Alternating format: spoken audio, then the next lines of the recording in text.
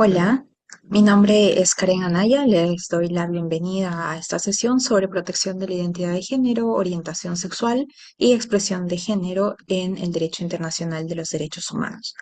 Durante esta sesión vamos a ver primero algunos conceptos fundamentales relacionados al tema. En segundo lugar, repasaremos el marco normativo internacional aplicable, principalmente en el sistema interamericano, para luego desarrollar los estándares de este a partir de casos contenciosos y opiniones consultivas de la Corte Interamericana de Derechos Humanos. Finalmente, a lo largo de la sesión, quisiera ver que también ustedes conozcan los aportes del sistema universal, es decir, de Naciones Unidas. Vamos a empezar. 4 son los conceptos fundamentales para esta sesión: sexo asignado al nacer, identidad de género, expresión de género y orientación sexual. Hoy los revisaremos a la luz de algunos ejemplos. Me gustaría que consideren revisar con mayor abundamiento sobre estos conceptos en la opinión consultiva 2417 de la Corte Interamericana de Derechos Humanos, donde pueden encontrar justamente la conceptualización de todos ellos. El primero es el sexo asignado al nacer. Esta categoría significa que el sexo se asigna al momento del nacimiento con base en la percepción que otras personas tienen sobre nuestros genitales. Este sexo asignado al momento del nacimiento puede o no coincidir con la forma en la que nos sentimos y nos identificamos al crecer. En ese sentido, desarrollamos una identidad de género. Si coincide con el sexo asignado al nacer, seremos personas cisgénero, y si no coincide, seremos personas trans, transgénero, transexuales, etc. Adicionalmente está la categoría expresión de género, que tiene que ver con cómo le muestro mi género al mundo, a partir de mi vestimenta, mis gestos, mi apariencia, el pelo, el maquillaje que uso. Y finalmente tenemos la orientación sexual. Esta tiene que ver con quién me atrae sexoafectivamente. Pueden atraerme mujeres, hombres, ambos o ninguno. Si ven, son categorías todas distintas, pero complementarias entre sí. Vamos a verlo a partir de algunos ejemplos. El primer caso es el de Sara. Ustedes pueden ver aquí a la mujer de traje azul. Sara nació y se le asignó el sexo femenino, y ella, al crecer, se sentía y se reconocía como una mujer. En ese sentido, Sara es una mujer cisgénero, ya que el sexo que le asignaron, femenino, coincide con su identidad de género, mujer, que es como ella se identifica. Sin embargo, Sara prefiere vestirse con ropa masculina, usar un corte de cabello bastante corto, proyectar una apariencia más masculina o andrógina. Esa es su forma de expresar su género a las demás personas. En ese sentido, su expresión de género es masculina. Sara tiene una novia, Rosita. Sara es una mujer que se siente sexual y afectivamente atraída por otras mujeres. En ese sentido, su orientación sexual es lesbiana. Vean aquí que aunque Rosita y Sara son dos mujeres lesbianas, tienen una expresión de género distinta. Rosita tiene una expresión de género más femenina y Sara una expresión de género masculina.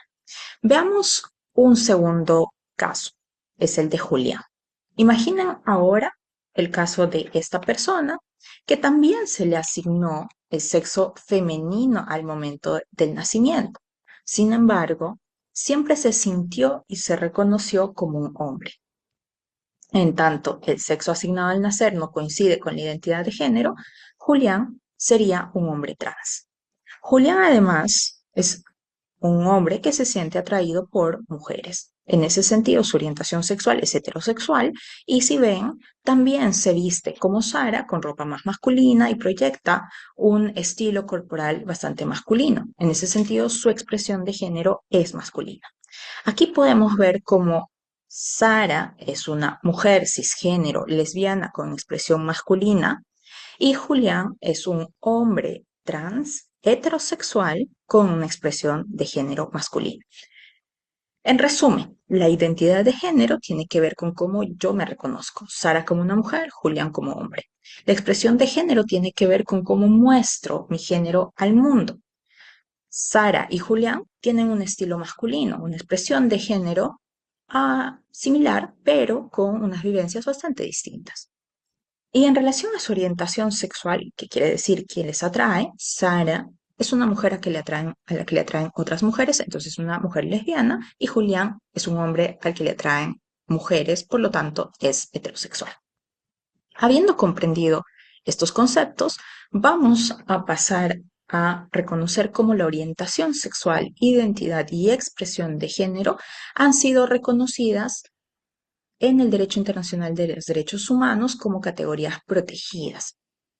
En el sistema interamericano, el primer caso LGBTI, digamos, que resuelve la Corte es el de Atala Rifo y Niñas versus Chile del año 2012, donde la Corte interpreta que cualquier otra condición social del artículo 1.1 de la CAT debe, en sentido amplio, ser interpretada para considerar que los criterios de no discriminación enunciados en el tratado son meramente enunciativos y no taxativos.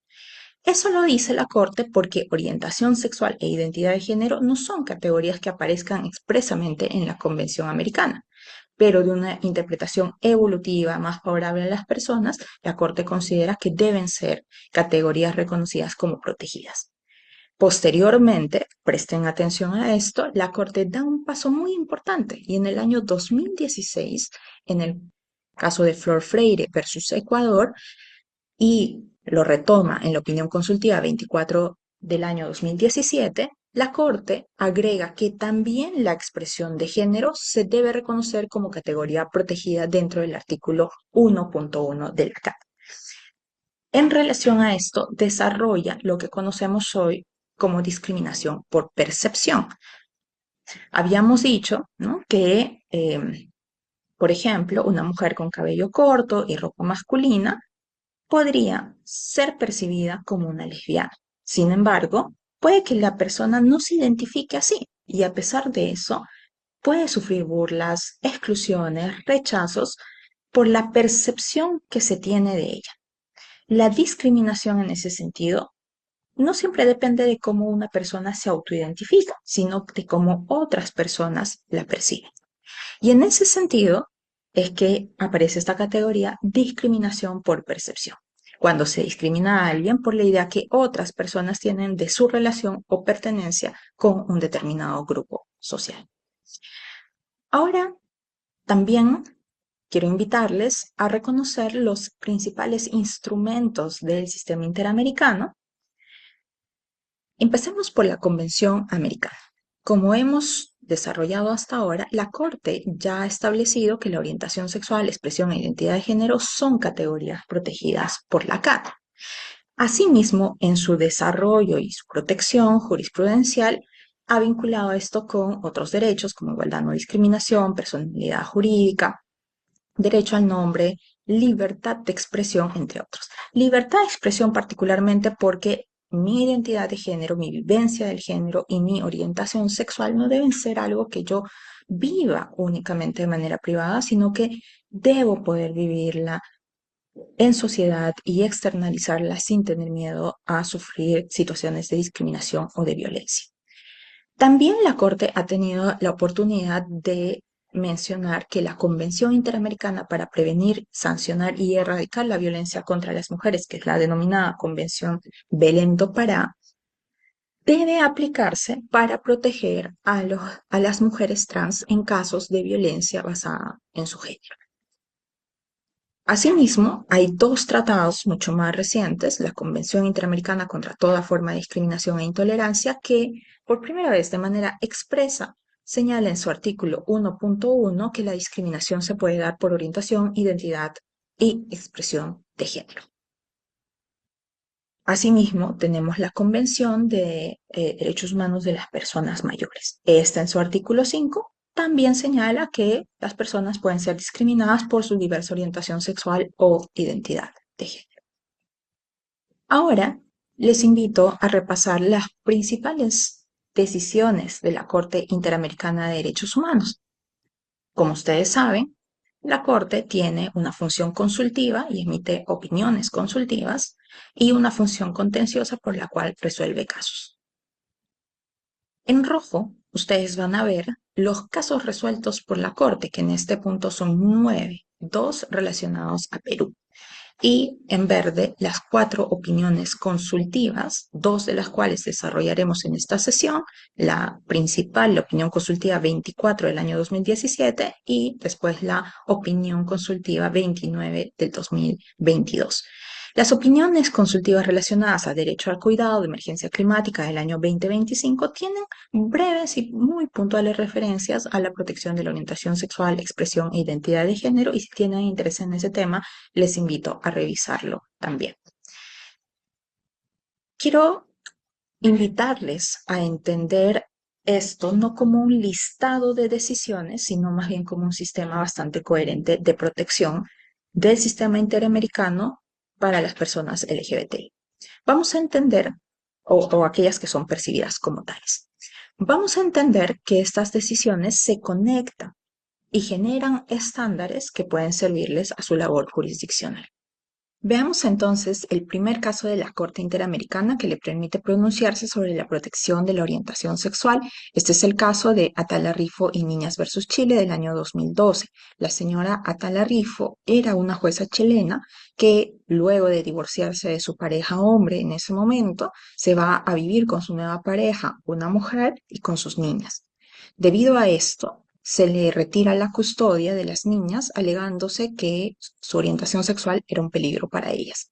La Corte, por ello, señala por primera vez que el modelo de familia que se protege según la Convención Americana de Derechos Humanos no es un modelo único y que, en este caso, la separación de las hijas y de la señora Atala Rifo fue una interferencia arbitraria en el derecho a su vida privada y familiar, dado que no había una razón objetiva para separarlas. Es más, señaló que el alegado principio del interés superior del niño, que se argumentó en el caso a nivel nacional, no podía ser utilizado para amparar situaciones de discriminación en contra de la madre o el padre debido a su orientación sexual en casos de custodia.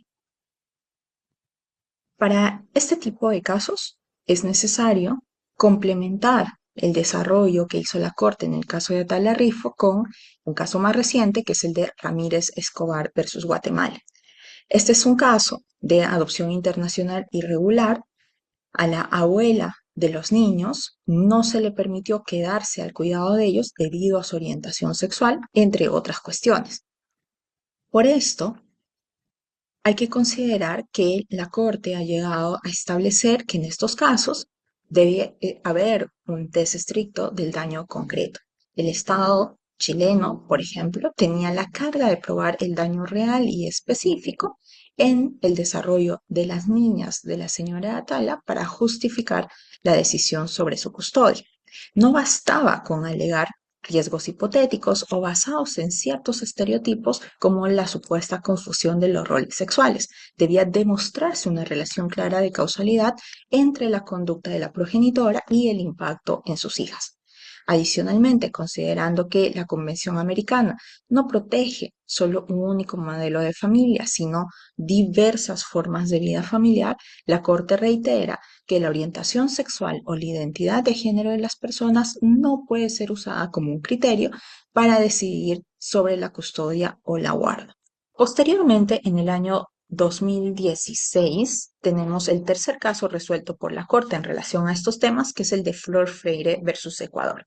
Este caso es interesante porque el señor Flor Freire no se reconocía como un hombre gay. Sin embargo, había sido retirado del ejercicio militar al ser sancionado por considerarse que había tenido relaciones homosexuales con otro hombre. De por sí, esa sanción en sí misma es discriminatoria porque está basada únicamente en su orientación sexual, pero la percepción de que el señor era un hombre gay, ¿no? Y que mantuvo relaciones homosexuales solo al verlo con otro hombre, y eso permite a la Corte desarrollar en este caso lo que hemos mencionado antes, es la discriminación por percepción. Luego, es necesario entender que viene en 2017 la opinión consultiva número 24 sobre derecho a la identidad de género y los derechos derivados de los vínculos de pareja del mismo sexo. Esta es quizás una de las decisiones más importantes a revisar, y vamos a detallar aquí algunos aspectos generales, pero les invito que sobre la identidad de género, si ustedes quieren conocer cómo la Corte llega a estas conclusiones, cuál es el razonamiento detrás, los derechos involucrados, pueden ver una clase específica que tenemos sobre ese tema, y aquí mencionaré únicamente lo siguiente.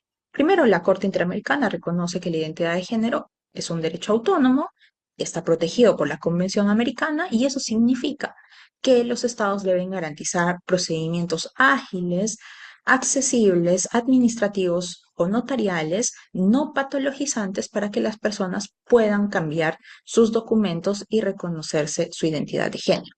Permitir eso implica quitarle el cuestionamiento diario a la vida de estas personas, que pues principalmente son las personas trans quienes se ven afectadas por esto, y que no sigan viviendo situaciones de violencia o discriminación estructural. Asimismo, en la opinión consultiva, la Corte desarrolla lo que es la protección convencional del vínculo para parejas del mismo sexo. Hay que recordar, sin embargo, que en el año 2016 la Corte ya había sacado una sentencia sobre el caso de Duque versus Colombia. Básicamente, el señor Duque, cuya pareja, otro hombre, había fallecido, no pudo acceder a una pensión de sobrevivencia en igualdad de condiciones que las parejas heterosexuales. Eso la Corte señaló, pues era discriminatorio, pero la Corte, en la opinión consultiva 2417, avanza muchísimo más y nos da algunos lineamientos para los estados. Le pregunta si las personas, parejas del mismo sexo, pueden acceder o no a la institución del matrimonio civil, y la Corte señala que los estados tienen que optar por ampliar las figuras jurídicas que ya tienen en sus marcos normativos, como el matrimonio, para también proteger a las parejas del mismo sexo. Tratar de forma distinta a parejas heterosexuales, hombre-mujer, que a las parejas del mismo sexo, de lesbianas, gays, en el acceso a la institución del matrimonio, no supera un test de igualdad, porque la Corte afirma que no existe ninguna finalidad legítima ni proporcional que justifique esta exclusión. En ese sentido, además, señala que crear figuras distintas, como la unión civil, por ejemplo, con los mismos efectos del matrimonio o similares, pero con otro nombre, podría resultar evidentemente discriminatorio y estigmatizante para las personas. Por tanto, establece que los estados deben garantizar un acceso igualitario a todas las figuras jurídicas ya existentes en su ordenamiento jurídico, o modificarlas inclusive, para asegurar la protección de las familias diversas. Posteriormente, pasamos a tres casos clave que en la jurisprudencia de la Corte desarrollan un tema en particular, que es la violencia basada en prejuicios hacia la orientación sexual, expresión o identidad de género de las personas. Uno es el caso de Azul Rojas Marín versus Perú, justamente, que tiene que ver con detención arbitraria y tortura sexual, entre otras cosas. Y dos casos contra Honduras de Vicky Hernández y Leonela Zelaya, que eran mujeres trans que fueron asesinadas. Y nunca hubo una debida diligencia para la investigación de sus casos. Empecemos comprendiendo que la Corte señala que la violencia contra las personas LGBTI, o aquellas que sean percibidas como tales, está basada en prejuicios muchas veces hacia su orientación sexual, identidad o expresión de género. En ese sentido, esta violencia tiene un fin simbólico. La víctima es elegida con el propósito de comunicarle a otras similares a ella un mensaje de exclusión o subordinación. Esta violencia, que es ejercida por razones discriminatorias, se da independientemente de si la persona se autoidentifica o no como LGBTI. También, en estos casos, la Corte se refirió a la debida diligencia en la investigación y señaló que si la violencia basada en prejuicios hacia la OSIEG, orientación sexual, identidad y expresión de género de las personas, es una forma de discriminación, hay que considerar que en estos hechos se debe investigar la motivación discriminatoria de la violencia o cualquier tipo de crimen que se esté investigando. El Estado tiene el deber de implementar una investigación libre de estereotipos de género con enfoque y personal capacitado para atender estos casos. Asimismo, recordó que la falta de investigación de los posibles móviles discriminatorios de un crimen puede constituir en sí misma una forma de discriminación y que la revictimización es una forma de violencia institucional. Avancemos para ver cómo estos otros casos de Vicky Hernández, cuyas ideas se retoman en Leonela Zelaya versus Honduras, más recientemente en una sentencia publicada este año 2026, para entender cómo la Corte ha ampliado la aplicación de la Convención de Belén do Pará atendiendo una interpretación evolutiva y mencionó que la convención debería aplicarse también a situaciones de violencia basada en el género contra las mujeres trans. En ese sentido, este reconocimiento implica, primero, que las mujeres trans pueden ser víctimas de violencia de género por las desiguales relaciones de poder y estereotipos de género de las cuales son víctimas. Segundo, implica que en estos casos se aplique una debida diligencia reforzada, debiéndose contener una investigación con perspectiva de género, personal, unidades especializadas que tengan conocimiento para abordar estos casos. Finalmente, señaló que la identidad de género, así como otros factores de vulnerabilidad, se intersectan en la vida de las mujeres, con lo cual, en el caso de Vicky Hernández e incluso de Leonela, Honduras fue declarado además responsable internacionalmente por no haber cumplido con las obligaciones de la Convención de Belén do Pará al no investigar con debida diligencia la muerte de Vicky Hernández considerada una forma de violencia basada en género. Esto no solamente se ha dicho en el sistema interamericano.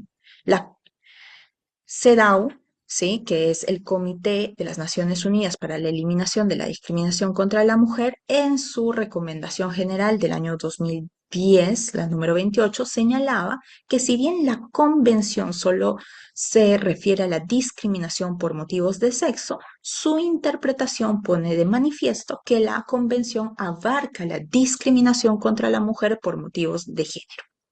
Más recientemente, en su recomendación 35-2017, señala, ¿no?, que hay diferentes factores que pueden incidir en la discriminación de las mujeres, incluyendo su condición de lesbianas, bisexuales, transgénero o intersexuales. Pasemos ahora a revisar otro tipo de casos en la jurisprudencia de la Corte, casos de discriminación en ciertos ámbitos. Y empezamos aquí con el caso de Páez Páez versus Chile. Ella era una profesora a la que retiraron del dictado del curso de religión católica por ser una mujer lesbiana. La Corte señaló en ese caso, y ahí traigo un extracto, que si bien la designación de profesores de un credo religioso particular por parte de las mismas comunidades religiosas podría comprender un cierto margen de autonomía, esta no es absoluta. Los estándares claves aquí son que la orientación sexual, al ser una categoría protegida, como hemos visto, debe generar un escrutinio estricto por parte de cualquier autoridad frente a diferencias de trato que se vean en la realidad. Además, las creencias religiosas no deberían justificar acciones discriminatorias y por ello las autoridades judiciales deben evitar validar decisiones basadas en la moral privada o en estereotipos de género. En ese sentido, hablando de el derecho al acceso y la permanencia a la función pública en condiciones de igualdad, a partir de este caso podríamos decir que siempre tiene que aplicarse el debido proceso, la destitución, suspensión o nombramiento en un cargo debe ser basada en razones objetivas y no en razones como la orientación sexual o la identidad de género de una persona. La educación pública, además financiada por el Estado, debe también hacer prevalecer principios de igualdad, tolerancia y no discriminación. Por tanto, decisiones religiosas que vulneren derechos fundamentales deben evitarse y sancionarse. La Corte concluyó que en el caso de la señora Páez Páez se había vulnerado el derecho a la igualdad, no discriminación, vida privada, trabajo y demás. Vamos a ver ahora otra opinión consultiva. Ya luego de estas sentencias, en el año 2022, la Corte tiene la oportunidad de desarrollar la aplicación de enfoques diferenciados respecto de determinados grupos de personas privadas de la libertad, entre ellas las personas LGBTI. Primero, la Corte señala que las autoridades deben respetar el nombre y el género con el que una persona se identifica. Sin embargo, la orientación sexual y la identidad de género debe ser tratada con estricta confidencialidad porque podría exponer a la persona a situaciones de discriminación o estigmatización.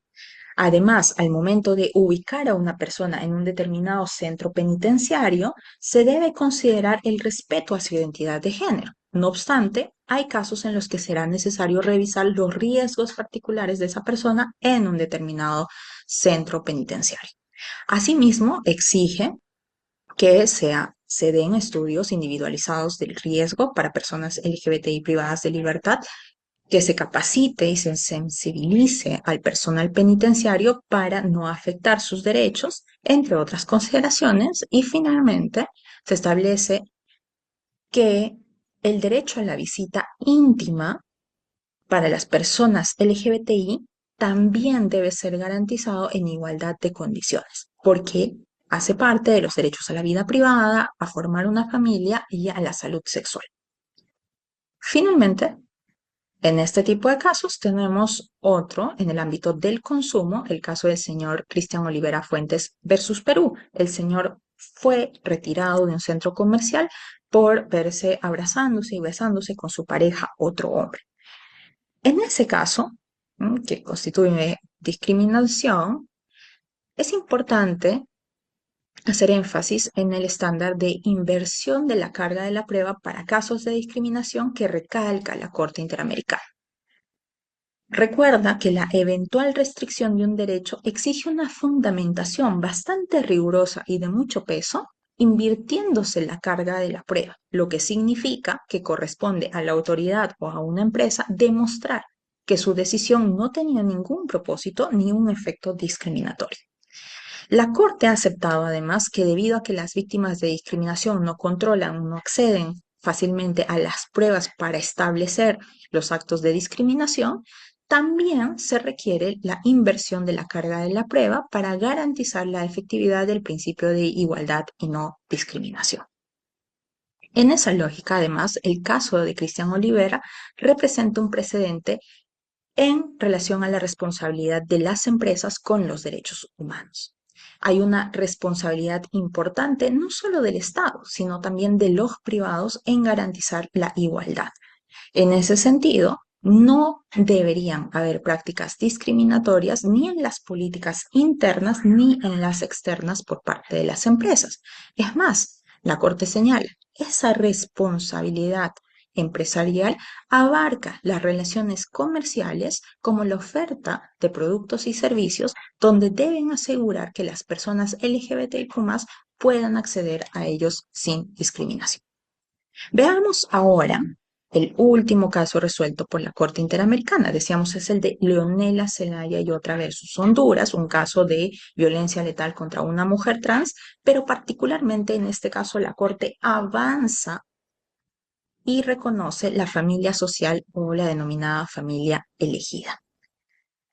A partir del caso, la Corte señala que las personas trans pueden no tener vínculos o tener vínculos muy débiles con sus familias biológicas, debido a que las expulsaron o las rechazaron debido a su identidad de género.